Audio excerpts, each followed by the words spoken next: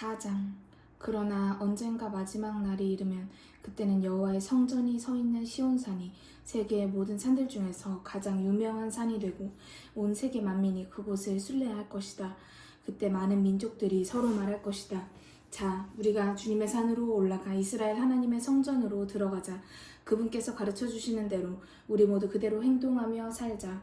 주님은 시온에서 법령을 선포하고 또 그곳에서 포고령을 선포하실 것이다. 주님이 모든 민족 사이에서 분쟁을 조정하시고 멀어진 강대국들에게 판결을 내리신다. 그때는 세계 만민이 자기들의 무기를 녹여 평화의 농기구를 만들고 자기들의 모든 군사 비용을 복지사회 건설에 투자할 것이다. 민족들이 더 이상 서로 싸우지 않을 것이다.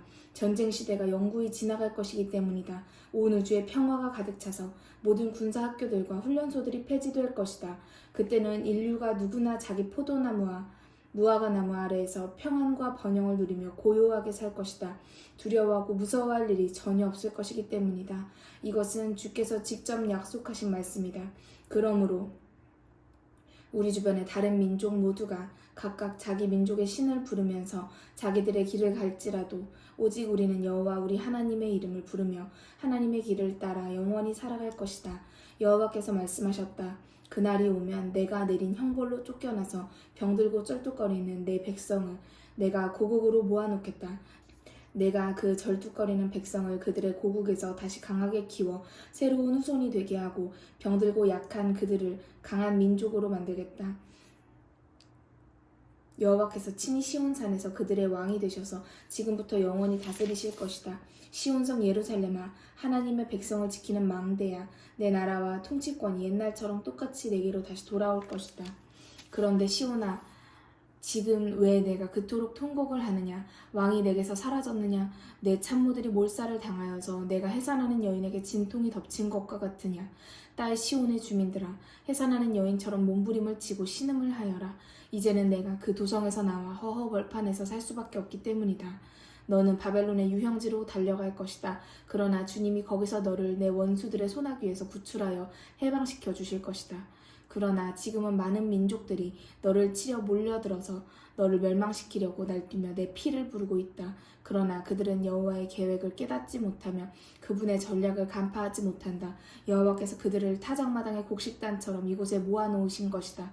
딸 시온아, 일어나서 타작을 하여라. 내가 내게 쇠로 된 뿔과 노쇠로 된 말굽을 주겠다.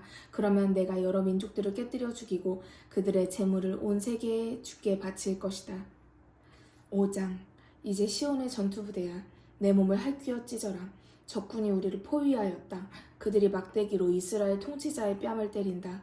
주께서 말씀하셨다. 그러나 너 베들레헴 에브라다야, 너는 비록 유다 족속의 작은 마을이지만 이스라엘의 통치자가 될 나의 사람이 내게서 나올 것이다.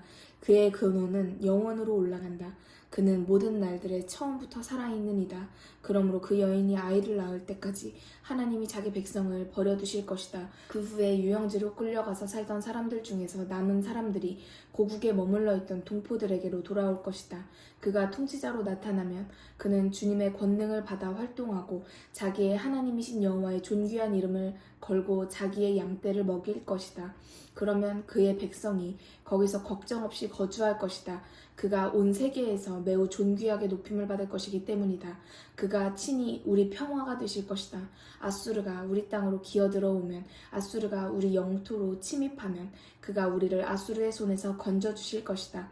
아수르가 우리 땅으로 들어오면, 아수르가 우리 집안으로 들어서면 우리가 그들을 막기 위하여 목자 7과 지도자 8을 세울 것이다.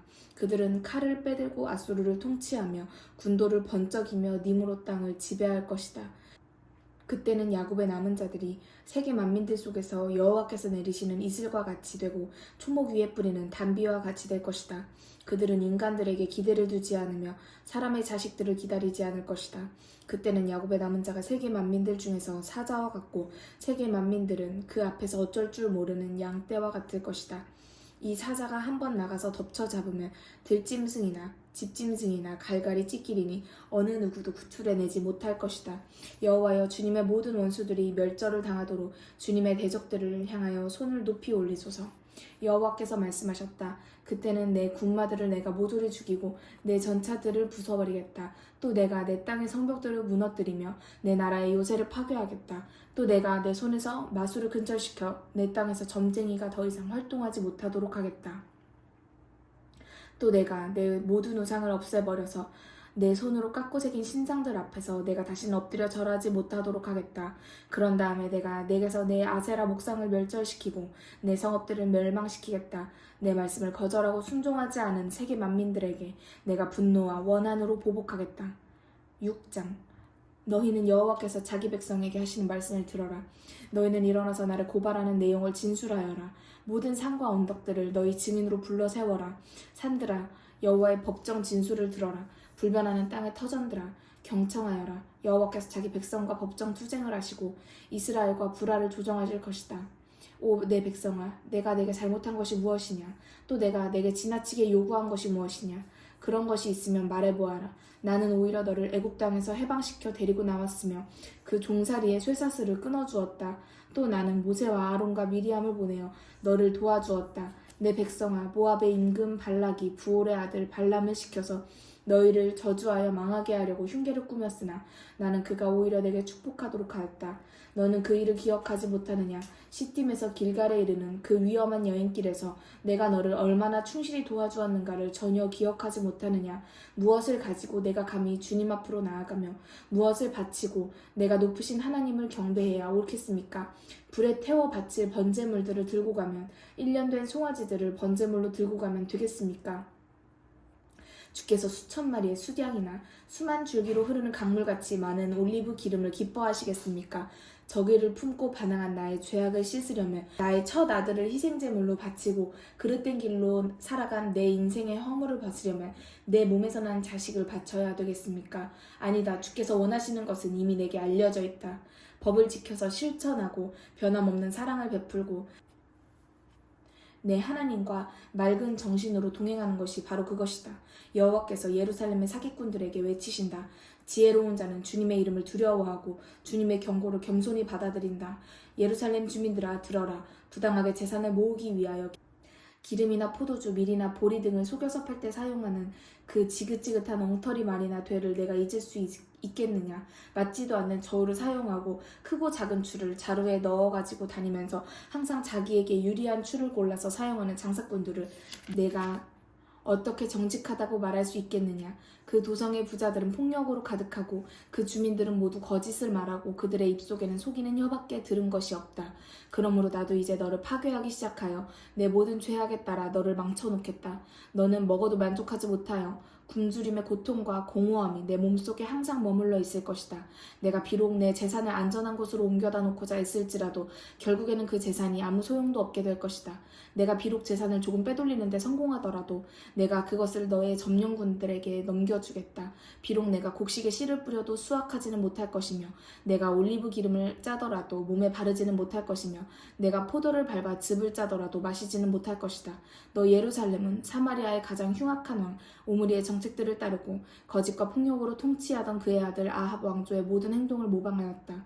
너희가 그들의 정책을 본받아 살았으니 내가 너희 도성 예루살렘을 허허벌판으로 뒤집어 놓고 그 도성의 주민들은 조롱거리가 되게 하겠다. 너희는 세계 만민에게 비웃음을 당하며 수치를 당할 것이다. 저주받은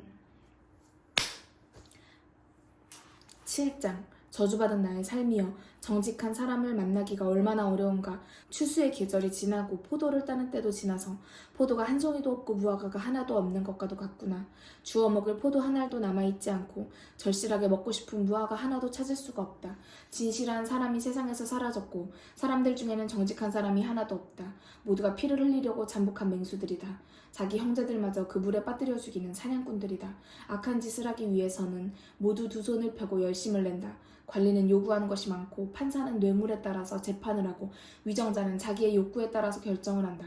부자는 정치가와 법관에게 뇌물을 주어 죄 없는 사람들을 망하게 만든다. 그들에게는 바르고 고든 정의가 없다. 모조리 비뚤어져 있다. 그들 중에서 가장 선하다는 사람도 가시덤불과 같아 접촉하는 사람마다 찔러 피를 흘리게 하고 그들 중에서 가장 정직하다는 사람도 가시 울타리와 같아 지나는 사람마다 사로잡는다. 내 파수꾼들이 예고한 그 형벌의 날이 이제 시작되었다.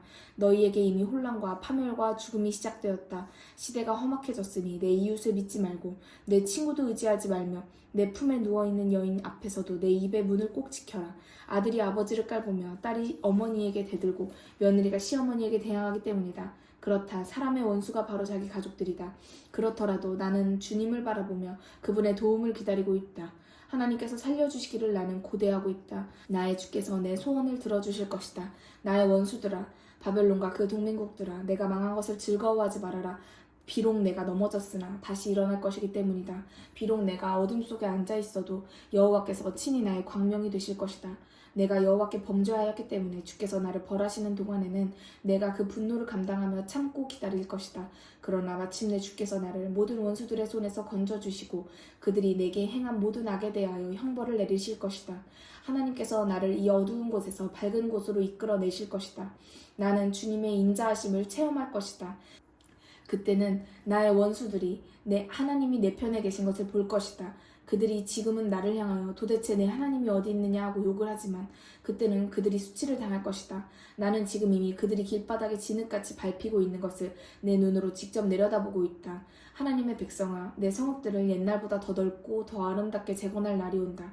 그날 온 세상으로 끌려갔던 포로민들이 내게로 돌아올 것이다. 아수르에서 애굽까지, 애굽에서 유브라데 강까지, 이 바다에서 저 바다까지, 이 산에서 저 산까지, 저 원수의 나라 바벨론의 그 주민들 때문에, 그 주민들의 행실 때문에 그 땅이 황폐할 것이다. 주님 오셔서 주님의 지팡이로 주님의 백성을 다스리고 갈멜 숲속에 사는 주님의 양떼를 먹여주소서. 그들이 번창하며 평화롭게 하소서. 옛날처럼 바산과 길르앗의 비옥한 초장에서 살게 하소서. 내가 애굽 땅에서 나올 때처럼 저희가 온갖 기적들을 보리라. 세계 만민들은 그들이 아무리 우월하여도 그때는 그것을 보고 부끄러워할 것입니다. 그들이 입을 가리고 귀를 막을 것입니다. 그들은 뱀처럼 티끌을 핥으며 땅바닥에 기어다니는 벌레들처럼 무서워 떨면서 그 좁은 구멍에서 기어나와 주님 앞에서 떨며 경배할 것입니다. 죄를 지고 가시고 하나님의 남은 백성이 저기를 품고 반항한 죄를 지나쳐 가시는 하나님, 주님과 같으신 하나님이 또 누가 있습니까? 주님은 분노를 영원히 품고 계시는 분이 아닙니다. 주께서는 다시 연합하여 하나가 되는 것을 기뻐하는 분이기 때문입니다. 주님은 다시 한번 우리를 불쌍히 여기시고 우리의 모든 죄를 발로 밟아 바다 깊은 곳으로 던지십니다. 애국 군대를 홍해에 빠뜨리신 것과 같이 없애주십니다. 주께서는 태고적부터 우리 조상들에게 맹세하신 것과 같이 야곱의 후손에게 진실함을 주시고 아브라함의 후손에게 변함없는 사랑을 주실 것입니다.